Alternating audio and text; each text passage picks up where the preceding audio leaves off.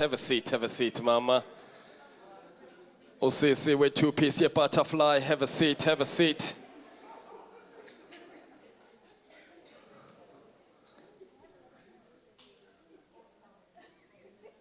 Shaka. Wait, Gerry, ons wag vir jou hierso. My brother with the jacket that has a news article. Don't run away. Don't run away. Come in, breaking stories. Have a seat.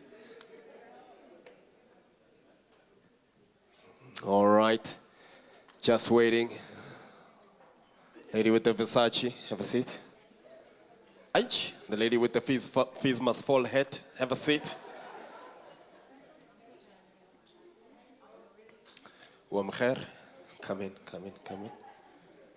Aich. Ay.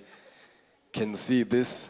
This jacket used to be a carpet, but through creativity. Shaka, we were waiting for you. My brother, have a seat. All right. Thank you, Papa. Aich, Malame Shaka is ready.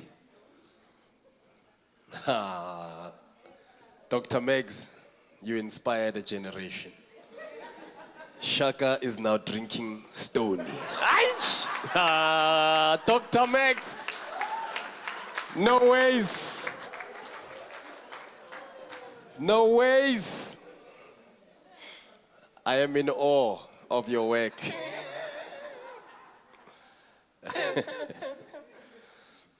Ladies and gentlemen, welcome back. We have a fun-filled second half for today. So I'm glad you guys went out, stretched your legs, got something to eat, because now we turn things up a notch. We take it to the top. You know, one of the things I've always come in Sintauleng. Have a seat, oh Sintaulele. Thank you, Sintauleng. Can see that's month-end hair. It was moving with her as she walked in. Seat on the 15th of August.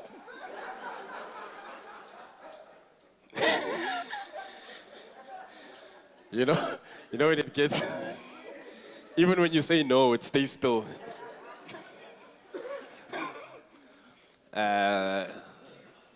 Okay. Have a seat, Nkobi. Have a seat, my brother. Have a seat, Nkabi. We are all entrepreneurs here.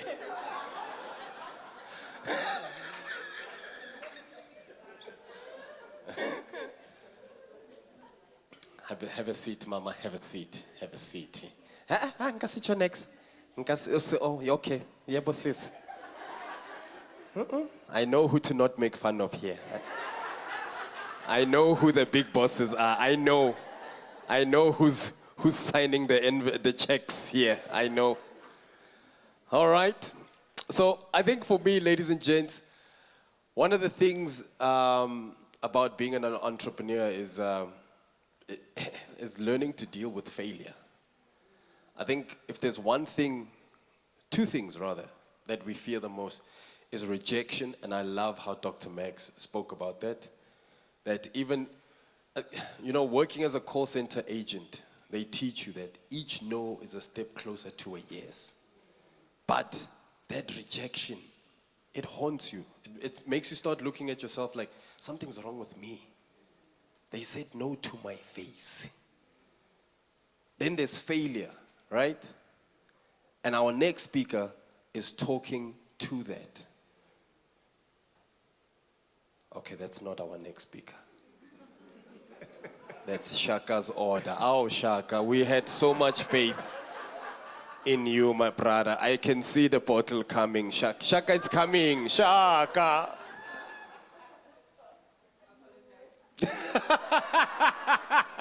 Sorry, Shaka. We are glad you are on the path, my brother. We are here for you, my brother.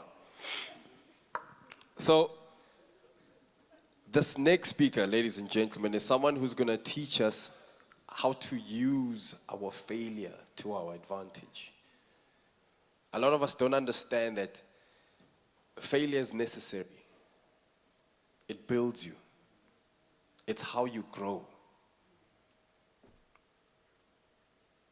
My brother, being here today, Shak, you're successful. You have a polo neck. How many times did you fail to be here today?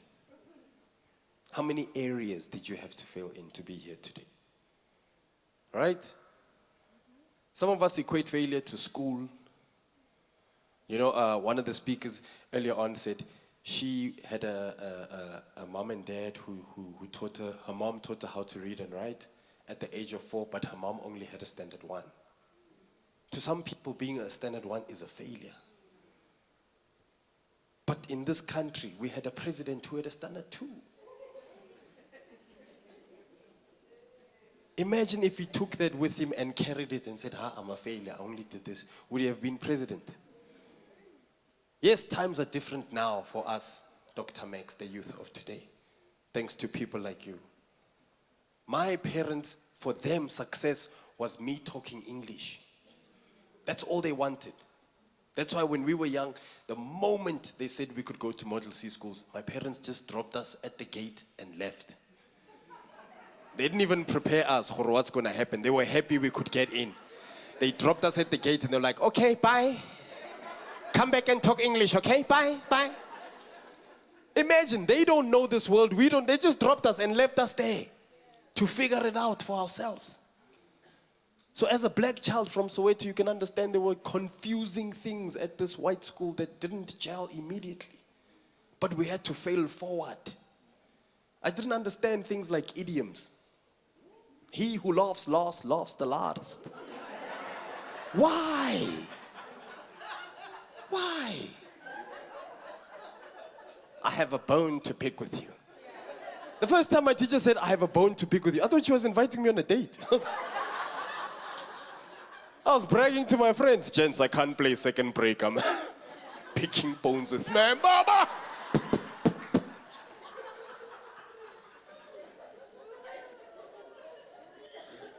It was rough. But you learn. You learn as you grow, you learn to use everything around you to your advantage. Your successes, your failure, your position, your gender, your ethnicity, your culture. You know? There's certain things in my culture, in my tradition that allowed me to navigate through school. You know what I mean? When things like, when we would miss days at school, and then we had to come up with excuses. I could say we had umsebenzi at home. I see I've lost you there. Umsebenzi basically translates to we had work. We had work at home, but not just any work, work of the ancestors. Yes, it's the underground gang who are up there. And it's a process, Uncle Harry. It's not just work. You have to slaughter to log in. Do you understand? Harry, people are getting used to Facebook now. We've had Facebook in our culture for years. Because you slaughter. The animal is a direct message. It's a DM that you are sending to your ancestor to say, hey, there's problems here we need to fix. But I'm sending you the message in here. So you slaughter the animal. And then for them to know that the animal is coming, you have to log into the Wi-Fi system. This is where Snafe comes in, Malumelere.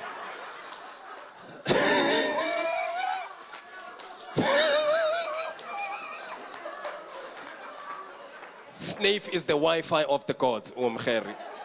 I've lost you again, Umkheri. I've lost you. Snafe, Umkheri, is like a black people's version of cocaine.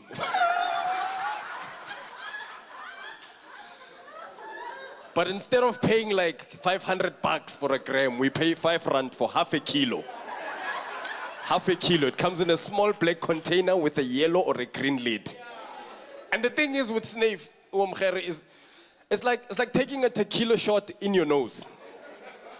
So when you have snave, it's like, huh? Your brain is going sneeze, sneeze, sneeze, sneeze, but your face goes, not now. And old black ladies that take snave want us logging in, and you forget that you had snave, you carry on with life. 6 minutes later, out of nowhere. So that was one of the excuses we could use. We had umsebenzi. The other excuse that we could use to our advantage, being boys from the township, was that we went to the mountain, for load shedding.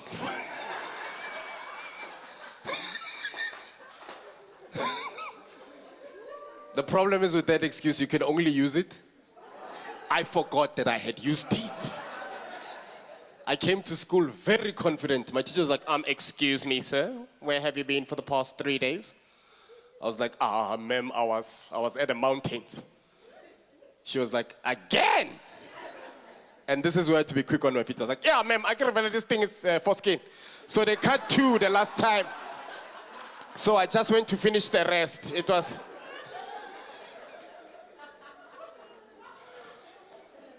But we learn and we grow.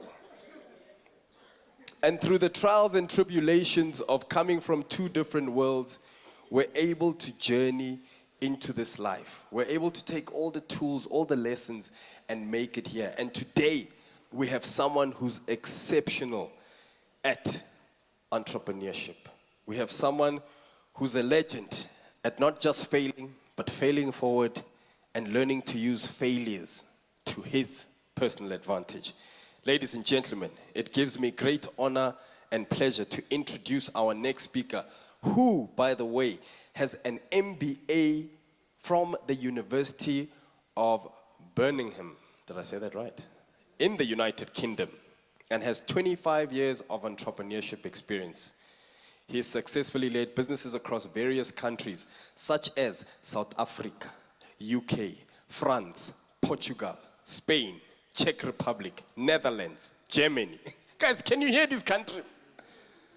Did anyone hear Swaziland? Lesotho, Zimbabwe, nothing. Euros and dollars. Ladies and gentlemen, our speaker's expertise lie in growth strategy, sales, channel development, project management, transformation, and business development. Ladies and gentlemen, author of New York Times best-selling in the future, The Young Entrepreneur's Playbook. Please put your hands together for, this is how much of a boss this guy is. He's my boss's boss. Aich! Ladies and gentlemen, Shani Zantla, put your hands together. Give it up for the one and only Lindile Xoko!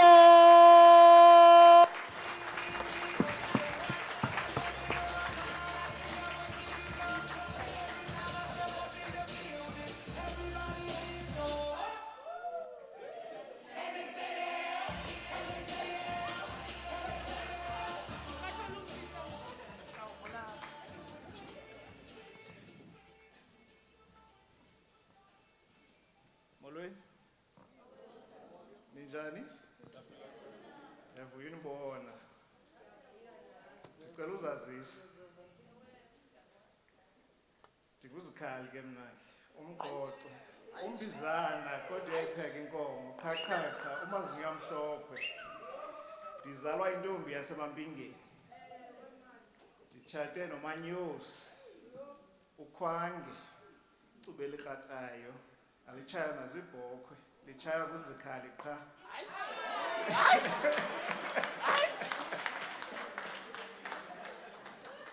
Good evening, ladies and gentlemen. My name is Lindile. That's the translation, by the way. That was for you, Uomgeri. That's what he was saying in the first part. All those things. Venek has a lot of words to say one thing. It is an absolute privilege for me to be with you here today And it would be remiss of me not to thank Pam. Ma'am, you are an absolute hero. I've always said this to you. What you've done here this evening is absolutely incredible, and your future is incredibly bright. Can we all please give her a round of applause?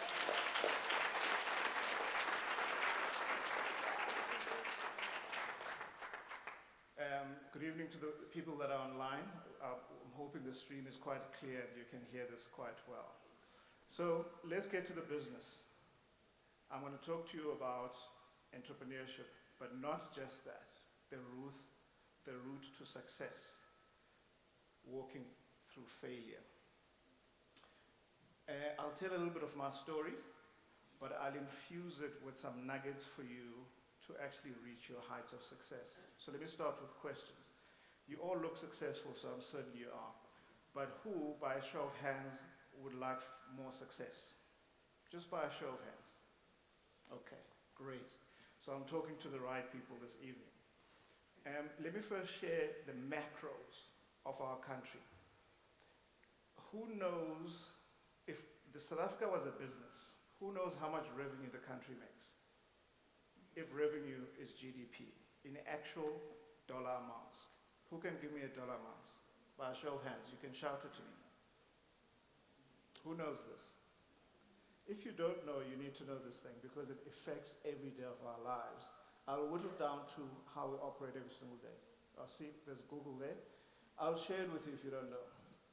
Our revenue as a country is $419 billion. Right? So that's one statistic. Who knows our debt in the country? How much debt do we have as a country? How much? You call the number? How much? I'll share it with you. It's $297 billion. That's our debt in the country. We know our GDP growth is 0.3%. Per capita in a country is an average of how much the people that are earning earn. And I'll tell you what that number is. It's 286,600. That's the average earnings of the people that earn in the country, therefore contributing to GDP per capita. We used to be number one in the continent when it came to GDP. The growth as well as the per capita, we're no longer that. So we are in decline. I'm going towards a point, and I'll share what this point is for you. Here's an easy one then for you. Another question. How many people does this country employ? And let's take our population is averaging 60. We're waiting for the census to come out. So let's say 60 million is how many people are in the country, give or take. How many people do we employ as a country? As I remember again, we're treating the country as if it's a business. Ma'am, you heard it? 5 million. A little up, someone said 7 million. How many people in numerical terms do we employ? No, a little up. Someone said 20, it's a little lower. So let me share it with you. It's 15.6 million that this country employs. 15.6 million. That's 26% of our population. That's how many people we employ. Those are the people that are paying tax. Again, I'll share this one. I'm not going to ask it as a question. But here's an interesting statistic for you. 9.8 million people are employed by SMEs. Of that 15.6, 9.8 million are employed by small businesses. Small businesses in this country, thank you. So this country runs off the back of entrepreneurs, and I see there's a lot of you here tonight. This country runs off the back of entrepreneurs. That's 63% of our employment is from small businesses. 63% is from small businesses. That's how important this sector is. The small business sector contributes 40% to the GDP. Of that 419 billion that I spoke about, dollars, 167.8 billion dollars comes from entrepreneurs and small businesses. I like numbers. because they give us context.